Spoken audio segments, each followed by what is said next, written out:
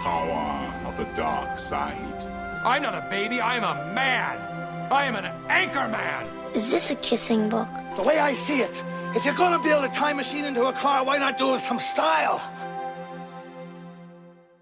Hello and welcome along to Just Like in the Movies, brought to you by gkmedia.ie for our Christmas special, where we look back on a phenomenal year of pretty much zero cinema. Joined as always by Dave Coyne. Pleasure to be here. And Lisa Treacy. Good evening. And we have a very special guest as well on the show today, because Will Collins, writer of Wolfwalkers, which is currently on Apple Plus TV, will be joining us as well to talk about that movie that is currently streaming. Let's start with where it all kind of kicked off with Tenet coming out at the start of the year. Fair play. They pushed to release a movie and get people back in the cinema. Tom Cruise himself turned up for the opening of the movie in London.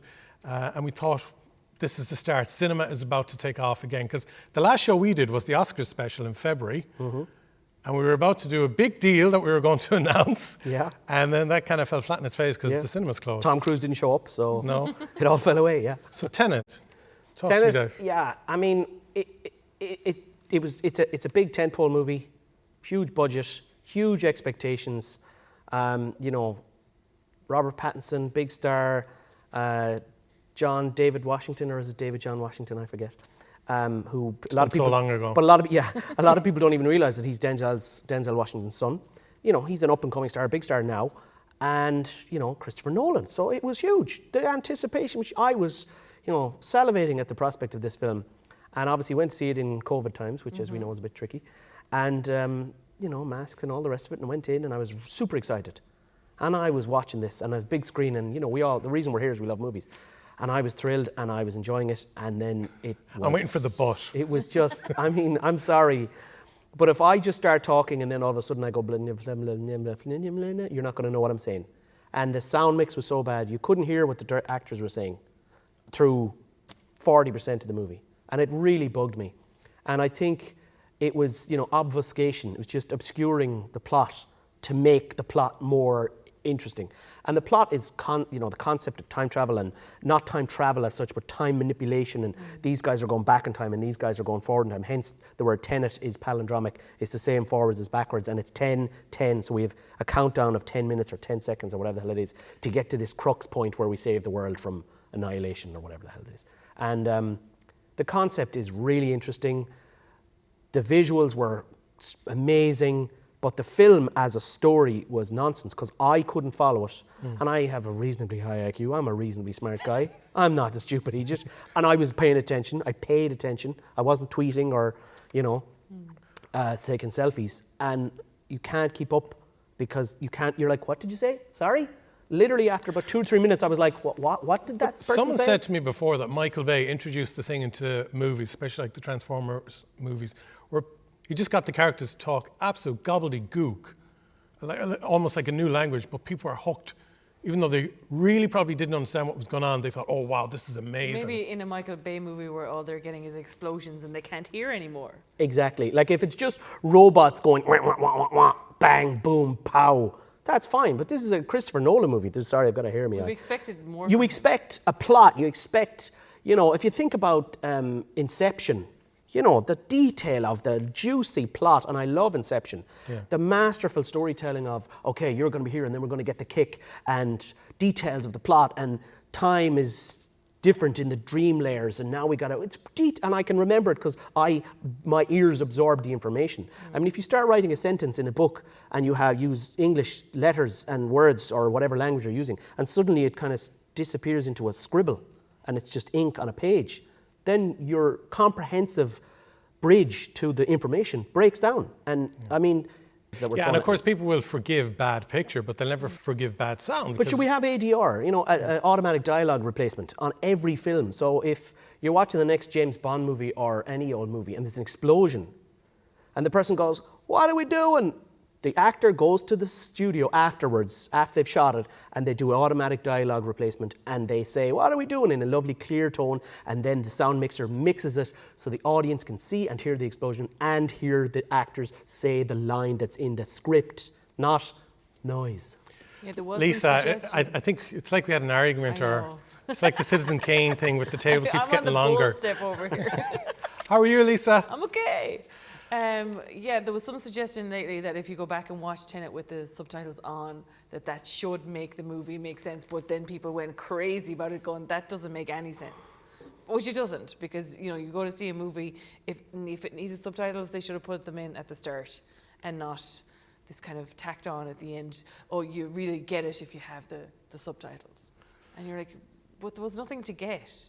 I felt like I got the movie. Like I got it, but I was like, but it didn't have the same grab as Inception or Dark Knight Rises or any of them. I remember Vanilla Sky. When I saw Vanilla Sky, afterwards I said, yeah, I got it. And then 10 minutes later, I was completely confused again. And then when I rewatched it 6 months later, I was like, I got it. But then I forgot. But what happens when you're... But Gary, what happens when you're in the movie and you get this feeling of, I have no idea what's going on because they've lost me, like on purpose. feel like you're back at school again. Well, yeah. But it's, I don't know. I don't know. And I've commented on a lot of threads where, some film competitor of ours would say on a Twitter, here's an article that explains Tenet. If a movie needs an article to explain it, there's something wrong with the movie. It's in the wrong. It shouldn't be in a cinema. It should be in a museum, not a museum, an art gallery, because it's an art piece about sound and noise and experience and explosions going through your brain and actors mumbling. Sorry. Okay, we'll move on because we've loads to get through. Out of 10, Dave? 5. 5. That's because it was spectacular to look at, but I wanted so much more. It could, if they just did a proper sound mix, it could have been like a 9. But sorry, lads, 5 at best. Lisa? 6, purely for I love Christopher Nolan. And that's a high 6. Okay, there you go. 5.5 if I did my maths right, on average. He did pay attention in school. For the new Christopher Nolan movie. Now, things started changing again. Cinemas were shut with lockdown happening again. And everyone was expecting Mulan. And when we were in the iCinema in February, there was a big poster behind us for Mulan. And it didn't come out. And then Disney said, you know what, we're going to release it on Disney+. And they were actually, as we spoke about before, very clever having Disney Plus coming out during the lockdown because, of course, they got huge subscribers for it. But releasing it on Disney Plus also meant that if you wanted to watch it there, you had to pay more on top of the subscription that you already had. For Christmas 2020, they've released it now. So if you have Disney Plus, you can watch it without paying anything further. Was it a movie worth paying for, Lisa? No. Did you see the animation? No, I didn't see the animation. I think I missed the cutoff of the age that you would have appreciated that animation. I'm far too old. It came out too late for me. You went But from anyway, Disney to Tarantino. I did. There was a very quick switch there. But no, it was grand. Like, but I feel like I've seen it before. Like, it wasn't anything spectacular. It was just, oh look, it's shot for shot of what I presume the other movie was. As in the animation was. So I was like, yeah, okay, fine. But I have to say, it is the fact that I'm watching it. It was my first one that I was really trying to pay attention, watching it on the small screen, and I just didn't enjoy it. I just felt like it was the kind of movie that needed the big cinema experience because it had lovely colours in it. It had lovely visuals and lovely action sequences that needed the whole full surround sound of a cinema. I just thought watching it on my TV at home is quite small and it didn't really work. It was just, it's made for the cinema. Sorry. Dave, should Disney have held off? I think they should have held off because Disney owns everything. Disney has more money than God, in terms of finances. It's not like they were like, oh, we need to pay our bills. Yeah, we're in trouble here. Yeah, exactly. Disney have enough money to release everything and give it all to us for free, almost. And I don't know why they released. I just don't understand why they released it because, as Lisa said, it's a cinematic film. And when you talk about, whenever I produce anything myself, the first question I ask my clients is, where's this going? And because I work in tech, it's usually, well, it's going to be on the internet. Right, 720p, that'll do us. We don't need 4K panoramic widescreen because that's not where it's going to be consumed. So you cut your cloth to suit your measure. And if you make a cinematic film and then you give it to somebody on a widescreen TV in their sitting room on a 50-inch TV, it's not the same experience and it's not right. Like, where do you draw the line? Well, let's look at a sequel now that is based on a TV show that was out for years. Wonder Woman. Very excited that Wonder Woman was coming out. Surprised it came out this early, considering the fact that it's pretty much known fact we're going to go back into lockdown again. For me, I thought it looked pretty good. But you're the experts. Lisa? This is a case of a movie with the greatest trailer that just falls flat on its face. Okay. It's a lie, this movie, because it was making me think I'm going to see like 80s movie, all the cliches, all the music. I was really looking forward to the music. I don't think there was one piece of 80s music in the entire movie. Now, I know it was Hans Zimmer that did the soundtrack for this movie, but there was no music. There was no, like, you know, I don't know, I can't remember who was it. It was Duran Duran or somebody really like funky in 80s. But like they sold the movie with that trailer. Yeah. Like everybody bought their ticket thinking, oh, we're going to get this class movie. And plus going on the first movie, which was brilliant. I loved the first movie. But this one was not good. It was, Dave, go ahead. Yeah, Lisa and I went to see this film together, so we know where we're both coming from. I agree with Lisa 100%. I think this movie had so much potential. Patty Jenkins is a really good director, and I'm looking forward to her work because she impressed me so much with the first Wonder Woman movie, which was brilliant. Really like first-class superhero film. Nothing, just removing the feminist element from it. It was a brilliant action superhero movie with some brilliant moments. I'm sure everybody remembers the moment where she throws off the jacket and she's got her outfit and she walks across no man's land in World War I and there's all these German soldiers shooting at her and she goes pew, pew, and the music is there and it's like goosebumps and you're like, yes! There wasn't even a moment like that in this entire film. It was flat. But the trailer makes it look the trailer, amazing. the person who cut the trailer needs an Oscar for the best trailer of the century because it was complete lie. The film is flat. It's the most MacGuffin-y film. For those of you who don't know what a MacGuffin is, this box is the box of destiny, and this will make our script make sense. You know, a MacGuffin. You write a script and you're like, okay, we need a MacGuffin. Okay, a staff of Ra or some nonsense object that we throw into the script that makes everything work. And this film is the most MacGuffin-y thing. There's an old amulet glass thing that grants wishes. Have we ever heard that before? Has that ever been done before? Anyway, never mind. And then like the MacGuffin person who's researching it, and he's been searching it forever, and he finds it. He wishes to become it. So one of the characters literally becomes the MacGuffin. It's the laziest, stupidest writing of a script I've ever. It was absolute nonsense. And you've got this wonderful character, Wonder Woman, who's a brilliant character. Gal Gadot, pronunciation correct. Gal Gadot she's brilliant as Wonder Woman. She is the embodiment of Wonder Woman. Is it Gal Gadot or It Gal is, Gadot? it is. Because I've seen her. pronounced Gal Gadot, and I've I seen heard her say Gal Gadot. She pronounced herself Gal Gadot before. No, it's Gal Gadot. I've asked her, trust me. But it's nonsense. The boyfriend is brought back from the dead through wishes, but it's him, but it's not him.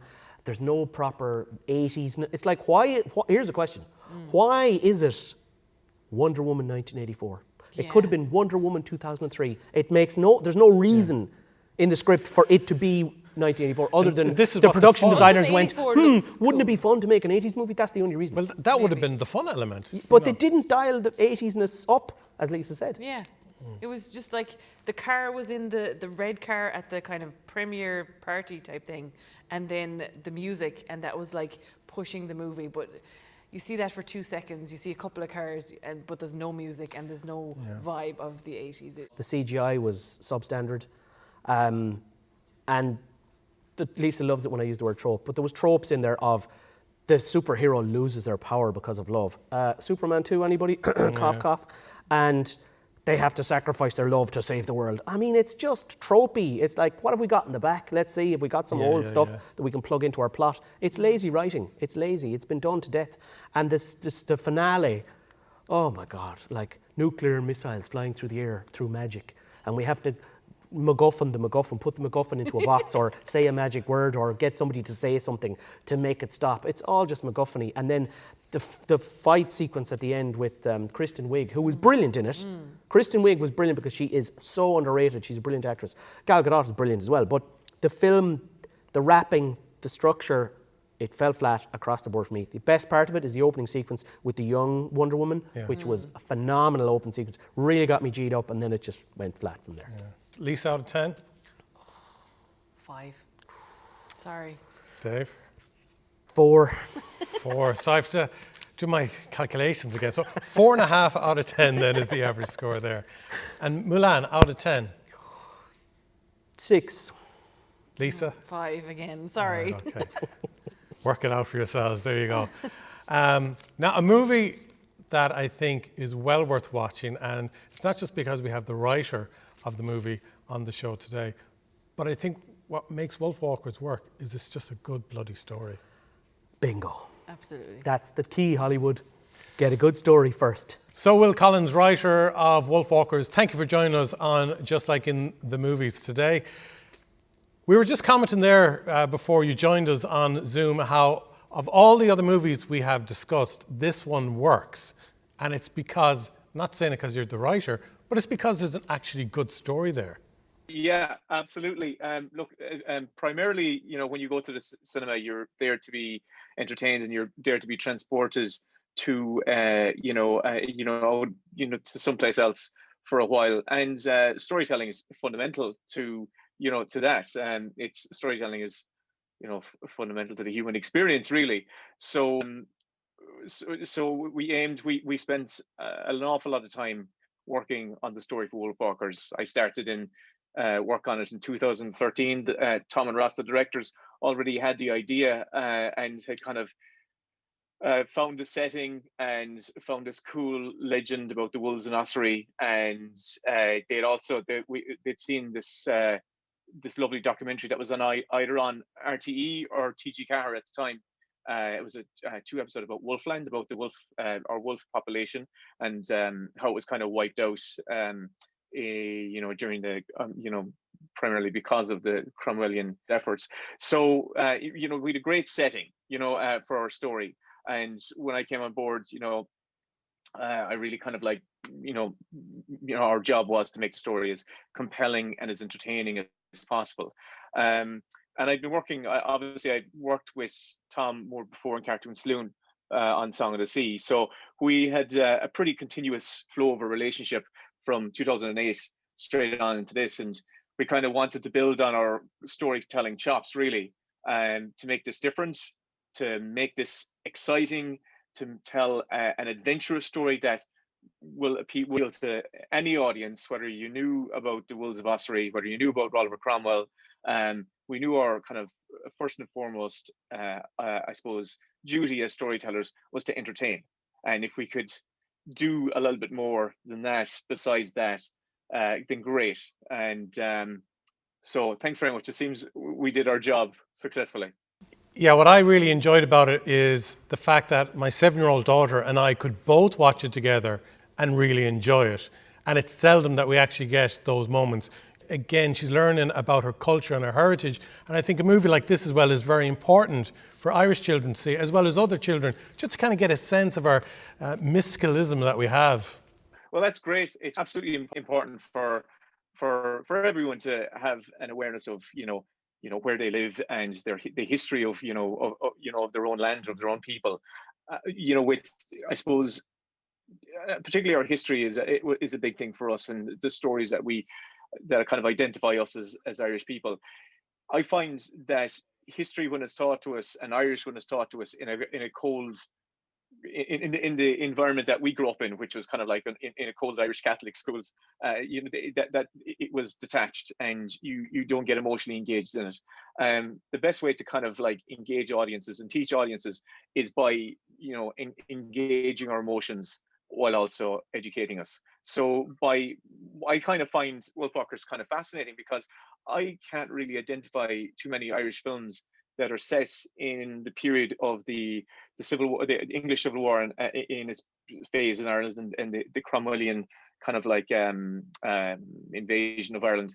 And I think it's kind of great that the team in Cartoon Saloon had so successfully managed to bring to life, that period of our national story. I think by dramatizing it and creating an entertaining story, it makes that part of our history, our identity, vivid and alive. And it will, particularly for the next your niece there, she'll be able to engage in it will stick with her as she gets older. She'll be able to kind of like check back into, oh yeah, I remember learning about, Oliver Cromwell, what a bad dude he was. And there's a little bit Irish that we have in it, but not too much. But that's great to hear anyway, Garry. Final question for you then. I mean, you released a movie at a time when a lot of cinemas are shut down. They're closed at the moment. But at the same time, it was a blessing because you're on Apple TV, which is a major step to be able to take. So you must have been thrilled after securing that deal. Absolutely. It's kind of, I suppose, in a weird way, it's kind of a perfect, it's kind of we were kind of benefiting from it a small bit. Of course, we never predicted any of this. No one predicted this, when we were in development. We knew I was aware, from my experience on, Song of the Sea, and I was with the team when The Secret of Kells came out in cinemas, and the Breadwinner. And, we saw it for all three of those releases. Like honestly, the cinema attendances nationally weren't great, but we cultivated an amazing global audience. Like, for instance, I think Song of the Sea in China has a huge following. We're big in China, but in a weird way, I kind of feel what happened was, but it's because of I suppose our critical successes. The team being able to make each consecutive film, and the Oscar nominations seriously help us as well.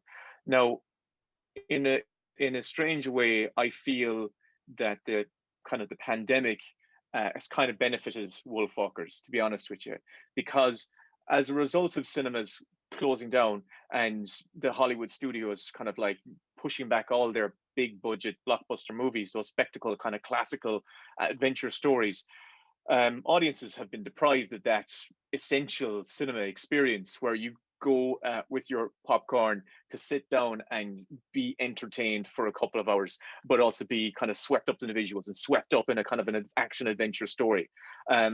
And because we had the backing of Apple, because Apple, really, they co-produced this film as well, so they've been on board for years.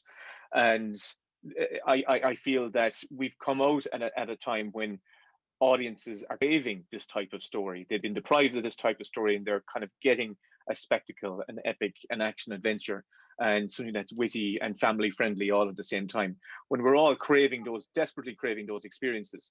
So in a strange way, it's benefited us. Of course, I really want to be back in cinemas. I'm hoping to see Wonder Woman this week, and I desperately miss it. You're not going to enjoy it. Oh no, I'm so looking forward to it. I haven't seen any reviews, nothing. Anyways, we'll pretend for you, Will, that Wonder Woman is a fantastic movie, and you go and you enjoy Wonder Woman. You deserve it. That's great, Garry, and thanks very much for having me on, and thanks for reviewing the film. It's lovely that you did, and keep going, and hopefully we'll be back, watching and reviewing many more films in the cinema next year. So cheers, thank you very much. So thanks, Will, for joining us on Just Like in the Movies. We haven't really got a chance properly to review it, but Dave, quickly to sum up the movie. To sum it up, it's a masterpiece. The classic hand-drawn animation gives it that classic timeless feeling. I mean, if you look at, Toy Story 1 from '95, still a brilliant movie, but it looks dated, whereas Wolfwalkers is timeless. It's flawless. The acting, the story, the plot, the uniqueness, the newness. It's wonderful, universal. It's a joy. It's a 9.5 out of 10, and I'm only going to hold back the half just so that Will buys me a pint next time I see him, because it's a masterpiece, an instant classic masterpiece. And I'm so happy and privileged to know such a genius writer like Will. And the guys in Cartoon Saloon are just masterclass experts in the field of storytelling. I mean, it's like, Studio Ghibli and Cartoon Saloon are right there at the pinnacle. And you've got Pixar there, but Pixar do a different thing. It's gold. Go and see it. Stream it on Apple Plus, but if you can, go to the movies as well. It's an absolute joy to watch. Lisa, a great way to end the year, and a great movie for people to watch over Christmas as a family. Absolutely, it's a sweet, sweet movie. It's Celtic movie, but it done right. It's not cheesy in any way. It's just a great storyline, great animation, beautiful art, and beautiful music. Well, that's all we got time for, unfortunately. I suppose we pretty much covered the highlights of 2020 because there weren't that many movies out, but hopefully next year there'll be an array of brilliant movies coming out. I know there's loads of sequels coming out next year, but anyways, hopefully there'll be some good stuff as well, like Wolfwalkers. Check it out on Apple Plus TV. Thank you, Dave. Pleasure. Thank you, Lisa. Welcome. And thank you as well to Donald, Sean, Fergal and Lorna here at the Town Hall Theatre for accommodating us in a place that is well known for hosting so many film events down to the years, and many a great actor and actress and director and producer have walked these boards down through the years, and it's a privilege to be here hosting our Christmas special of Just Like in the Movies. Have a great Christmas, all the best for New Year's, and hopefully we'll have a busy 2021. Bye. Bye. Bye-bye.